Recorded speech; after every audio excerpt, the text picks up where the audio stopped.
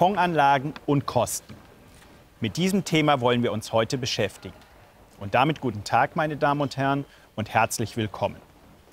Wenn Sie sich mit einer Anlage in börsengehandelte Indexfonds bzw. ETFs beschäftigen, so wird als einer der vielen Vorteile von Exchange Traded Funds hervorgehoben, dass diese preisgünstig sind. Aber welche Rolle spielen Kosten tatsächlich? Und welche Kostenbestandteile gibt es überhaupt? Traditionelle Investmentfonds verlangen in aller Regel einen Ausgabeaufschlag, der üblicherweise zwischen 3% und 6% liegt und verhandelbar ist. Viele Online-Banken bieten hier deutliche Nachlässe. Manchmal wird auf den Ausgabeaufschlag, der bei Kauf anfällt, gänzlich verzichtet. Wie der Name schon sagt, sind börsengehandelte Indexfonds an einer Börse notiert. Daher fallen bei Erwerb und Verkauf die Gebühren an, die viele von Ihnen auch von Aktieninvestments kennen. In der Regel liegen die Kosten zwischen 0,25% und 0,5%, wobei dies vom Ordervolumen abhängt. Übrigens, bei Sparplänen verzichten immer mehr Banken auf jegliche Gebühren. Hier lohnt sich für Sie eine ausführliche Recherche. Der größte Kostenblock neben den Erwerbskosten sind die Verwaltungsvergütungen oder auf Neudeutsch Management-Fees. Exchange Traded Funds auf den DAX kosten zwischen 0,12% und 0,15% pro Jahr. Vergleichbare, aktiv verwaltete Fonds verlangen mindestens 1,55% pro Jahr. Und das ist ein ganz entscheidender Unterschied. Gestatten Sie mir, Sie auf ein einfaches Gedankenexperiment mitzunehmen. Ein aktiver Deutschlandfonds habe eine jährliche Verwaltungsvergütung von 1,55% pro Jahr. Der vergleichbare ETF kostet 0,12% pro Jahr. Die Differenz beträgt somit 1,43 Prozentpunkte pro Jahr. Nehmen wir nun an, Sie möchten 10 Jahre lang investiert bleiben. Unterstellen wir weiter, dass sich in diesen 10 Jahren die Börsen nicht verändern, was natürlich sehr, sehr unwahrscheinlich ist. Was ist das Ergebnis? Nach 10 Jahren hat der aktive Fonds gegenüber dem ETF mehr als 14% verloren, obwohl der Kapitalmarkt sich nicht verändert hat.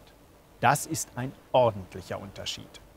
Da sich Börsen aber bewegen, wird der Effekt noch größer.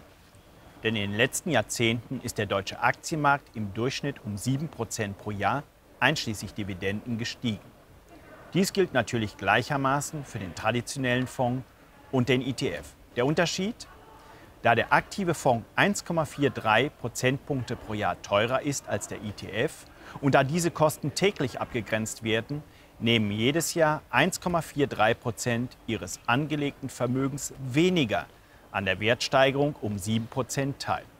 Es ergibt sich ein negativer Zinseszinseffekt. Heißt das, dass aktives Fondsmanagement immer schlechter ist? Nicht notwendigerweise.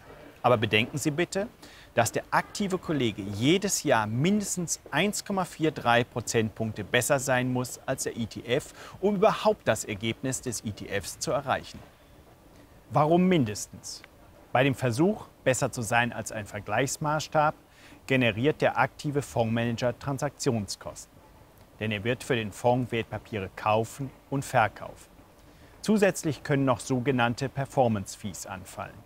Hat der aktive Fondsmanager nämlich eine gewisse Wertentwicklung erreicht oder überschritten, dann erhält er einen Anteil an dem zusätzlichen Ergebnis.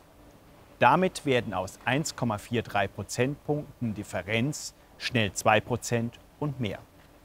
An dieser Stelle möchte ich aber eine Lanze brechen für die aktiven Kollegen. In den allermeisten Fällen behält der Verwalter die Gebühren nicht gänzlich für sich. Ein großer Anteil geht an den Vertrieb als Vergütung. Der Vertrieb wiederum deckt dadurch die Kosten, die er hat. Zum Beispiel dafür, dass Sie in einer Bankfiliale Ihres Vertrauens von einer netten Dame oder von einem netten Herrn empfangen werden, dass Sie einen Kaffee bekommen und dass Sie gut beraten werden. Wenn Sie sich Asset-Allokation selbst zutrauen, dann brauchen Sie vielleicht keine Beratungsdienstleistung.